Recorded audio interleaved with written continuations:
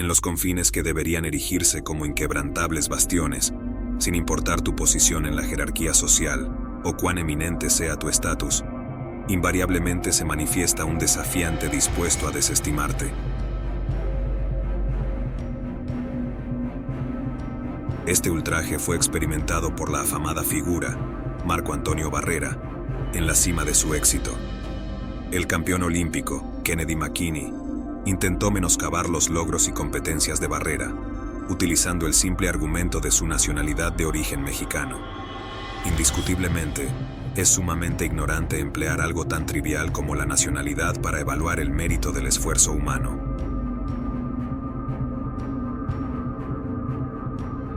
Te encuentras en el pugilismo de excelencia. Bienvenido a una nueva epopeya en la que la esencia dorada de un gladiador azteca se convierte en letal elixir para sus opositores. Te insto a que te acomodes y te dispongas a regocijar tus sentidos. Recibe una cordial bienvenida.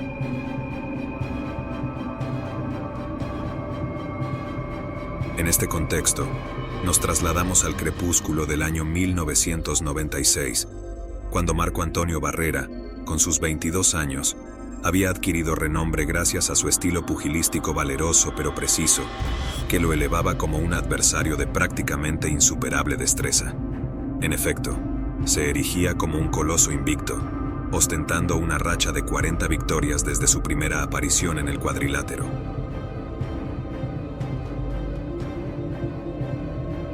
En el otro extremo del ring, encontramos a Kennedy McKinney, un caballero de 30 años que ostentaba un historial menos extenso, con 28 triunfos, una única derrota y un empate.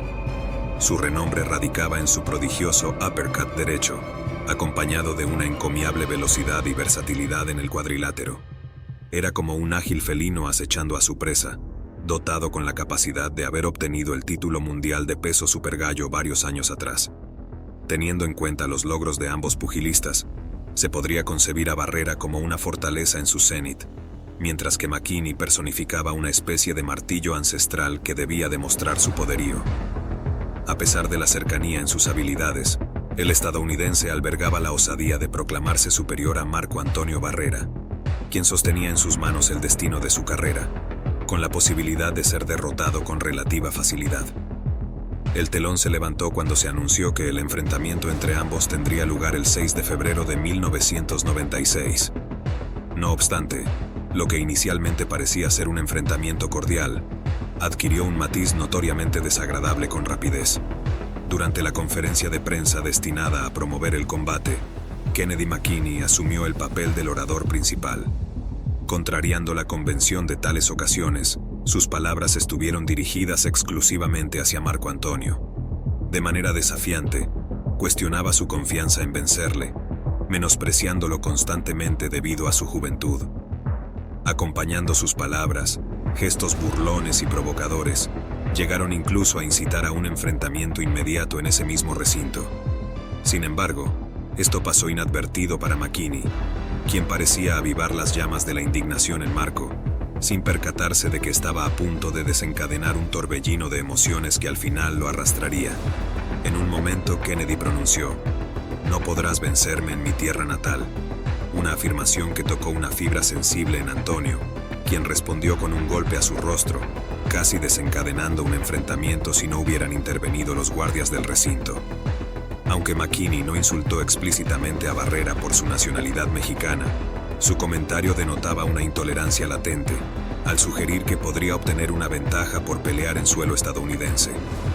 Este reflejo de la sociedad estadounidense, inmersa en un racismo arraigado, no era algo nuevo para Marco Antonio. Durante toda su carrera, había soportado comentarios despectivos y sugerencias de insuficiencia, debido a su origen étnico, y siempre había enfrentado estas adversidades con entereza.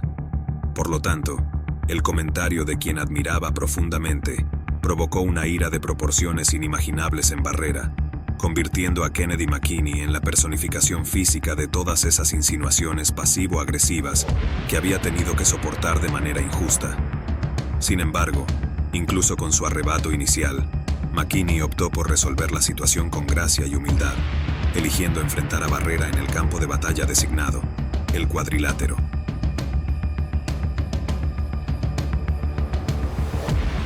Llegó el anhelado día.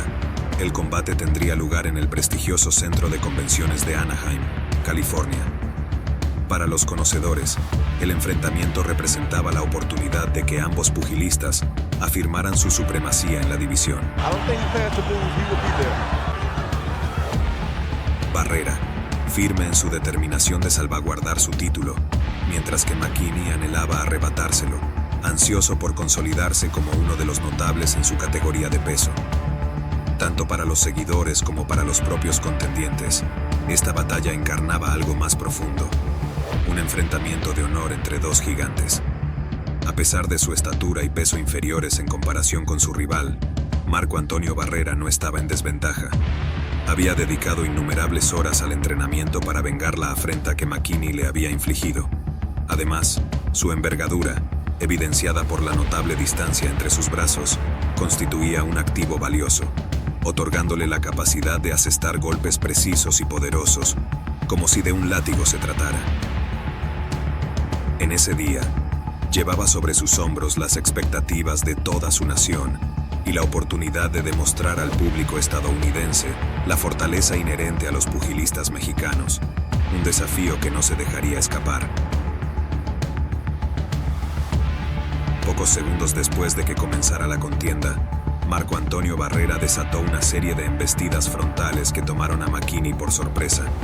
Para el mexicano, aquello era todo o nada. Su asedio se asemejaba al ataque de una bestia salvaje, donde Barrera lanzaba golpes a una velocidad asombrosa. Su ferocidad era una fuerza con la que McKinney no podía competir, lo que lo obligaba a maniobrar y esquivar mientras lanzaba esporádicos derechazos cuando tenía la oportunidad. En el subsiguiente episodio, Barrera conservó en gran medida su vitalidad, pero optó por desencadenar estratégicos golpes, buscando instaurar un ritmo constante. McKinney, por su parte, se esforzaba por adaptarse a la situación. Para Barrera, cada puñetazo representaba una afirmación de su supremacía. En la siguiente fase, Barrera comenzó a resentir el monumental esfuerzo que había desplegado, y McKinney exhibió su asombrosa celeridad dada sus años, bajando su guardia y conectando impactos directos. No obstante, debía permanecer alerta ante cualquier oportunidad de contraataque que Barrera pudiera aprovechar. En el cuarto asedio, Barrera apenas podía mover sus extremidades, pero continuaba ejerciendo su dominio sobre McKinney. Cada embate lanzado por el estadounidense era bloqueado por Barrera con sus miembros, y en cada apertura que vislumbraba, ejecutaba jabs impecablemente dirigidos al rostro o el torso de su rival. Marco Antonio era como una inexpugnable fortaleza que resultaba casi inamovible. En los enfrentamientos ulteriores, Kennedy McKinney dejó de personificar simplemente al pugilista, convirtiéndose en el blanco de la retribución de Marco Antonio. Atacaba con ardor, recuperando gradualmente su agilidad. Este estado de cosas alcanzó su apogeo cuando el estadounidense comprendió que debía arriesgarse al máximo, enfrentando a su adversario directamente en una prueba de resistencia. Por primera vez en el combate, podría igualar a Barrera. No obstante, los verdaderos aficionados al boxeo percibieron que McKinney estaba poniendo en peligro su integridad física, dado que no estaba acostumbrado a tal intensidad. Los golpes bajos. No eres más rápido. En el séptimo asalto, McKinney tomó el control por primera vez, forzando a Marco Antonio a defenderse de sus ataques, quizás en busca de un breve descanso tras el considerable desgaste previo. Como se dice, un segundo puede cambiar la historia, y Barrera actuó con celeridad. Lanzó golpes, de manera más contenida pero estratégica, que hicieron retroceder a McKinney hasta que finalmente lo derribó al suelo.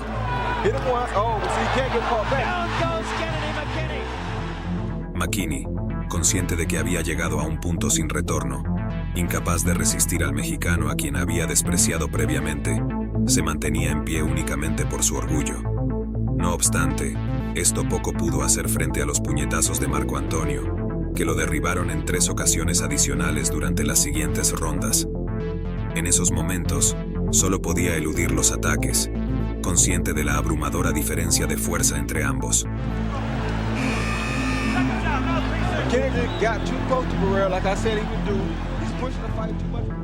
En el 10º asalto, Kennedy McKinney, Con el rostro inflamado por los repetidos golpes y doblegado, comprendió que incluso en la derrota debía mantener su dignidad y honor. Barrera había infligido suficiente castigo, pero él aún no consideraba saldada su deuda y persistía en su ataque, motivado por el aliento de su pueblo. Las últimas rondas se caracterizaron por la tenacidad de ambos pugilistas, que daban lo mejor de sí. Como un resistente cedro que enfrenta la embestida de un huracán, Kennedy McKinney logró tomar el control del combate en el 11º asalto. Aprovechando la fatiga de Barrera, llevó la pelea a su terreno, moviéndose con calculada sangre fría y precisión meticulosa en sus jabs, que infligieron daño crítico a Barrera y lo derribaron en una ocasión. En el último asalto, su espíritu indomable prevaleció sobre la fatiga y ejecutó combinaciones magistrales de jabs y golpes que culminaron en el cuarto derribo de McKinney, marcando así el clímax de esta grandiosa contienda. La decisión fue unánime. Marco Antonio Barrera fue proclamado vencedor del enfrentamiento, asegurando la retención de su preciado título de peso supergallo.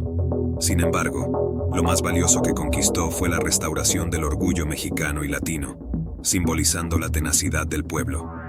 Aunque el enfrentamiento resultó notablemente desequilibrado, con Barrera superando en todo momento a McKinney, el coraje de ambos pugilistas ha inscrito esta batalla entre las más destacadas de la década de los 90 según muchos. La manera en que Barrera desafió y derrotó a su adversario extranjero, sin lugar a dudas sirvió de inspiración para muchos boxeadores de ascendencia latina en la búsqueda de sus aspiraciones. En la actualidad, Marco Antonio Barrera es aclamado como uno de los más distinguidos exponentes en la crónica del noble arte del boxeo. En las páginas doradas del boxeo, apreciamos tu generosidad al explorar una pequeña fracción de su vasto legado.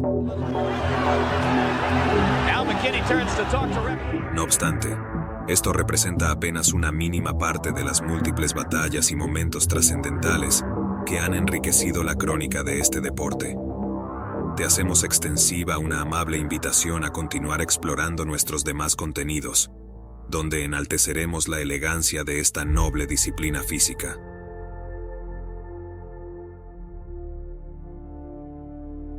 Boxeo Elite te agradece profundamente por haber llegado hasta este punto.